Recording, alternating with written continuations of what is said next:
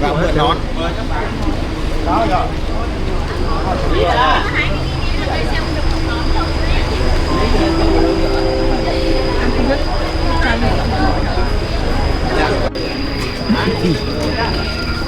Làng Chù, đây là làng sen, có phải không? Bao này. Mua này bao nhiêu? Anh mua ở Điện Biên về cơ. Mua đấy, không mua Điện Biên cơ. Sen. Đây là cái điểm đi đầu tiên cho nên là kiểu sẽ đắt hơn đúng không? Nắng quá.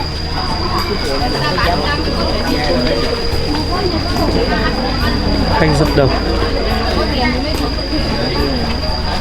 bây giờ bố mẹ buôn bán mà bố mẹ nghèo. À gấu. Đúng không? Nhà em cũng bán hàng mà. Đây bác Hồ đây. Anh bác Hồ đây.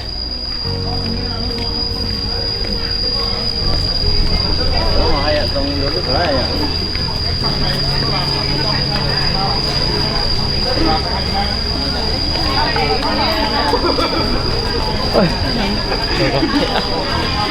Được, sọ thôi thế.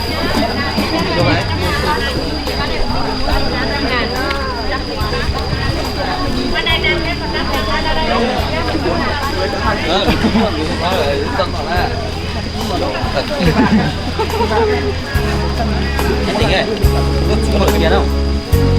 Không phải à?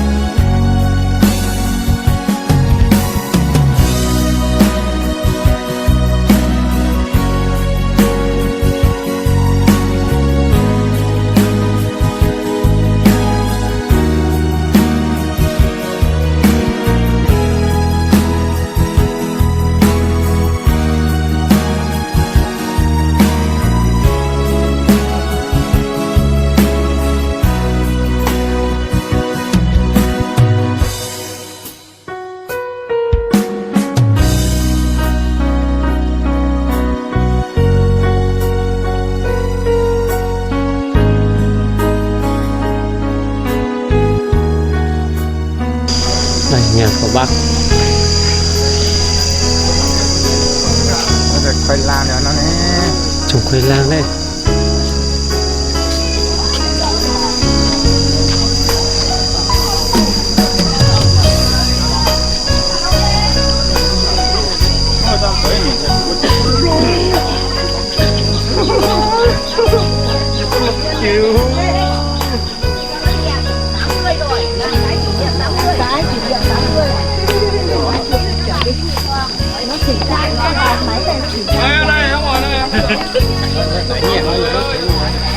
Đẩy nhiêu trên là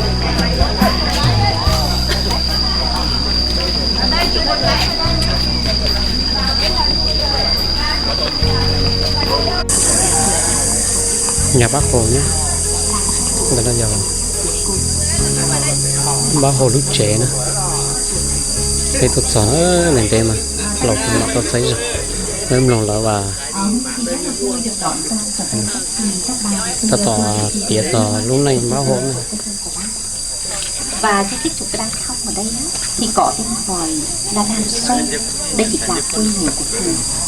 Mảnh đất này Bác Hồ kính yêu của chúng ta đã gắn bó 5 năm, từ lúc người 11 cho đến 16 tuổi.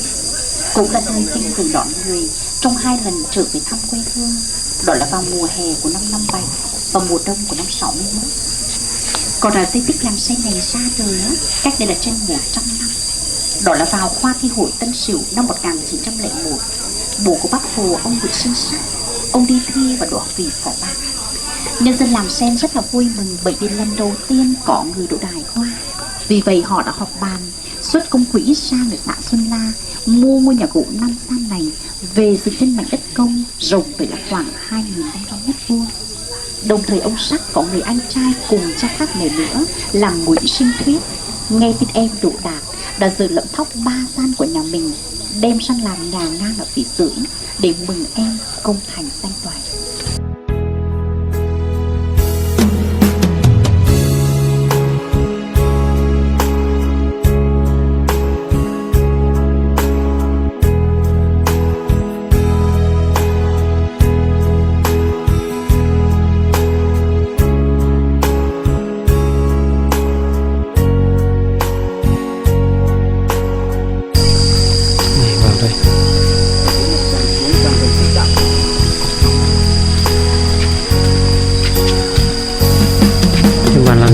Vào uống nước Giống nhặt thở chế lo nó nhau thế nào có thể làm nghe do cỡ xịn quá gì nhá.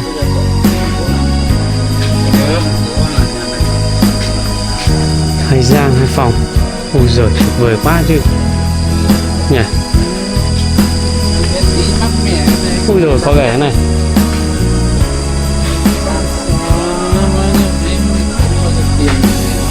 đây, chỉ bỏ sức thôi. cái lúc ba lo này cũng có đây, có trò các vòng. Thôi đi đoàn mình đi hết rồi.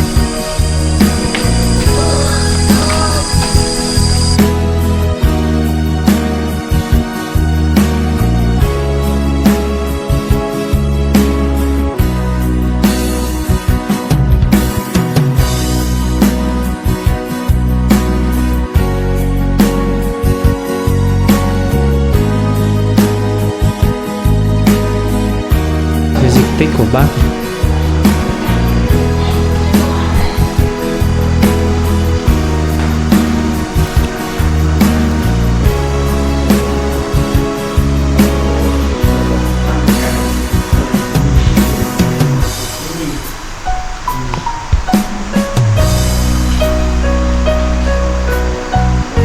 Tầm rồng đấy, cái xây cái tê hồ tê cháy nhú cái mà giờ nó dựng được trưng bày kinh nghiệm sự nó chế nó biết tông.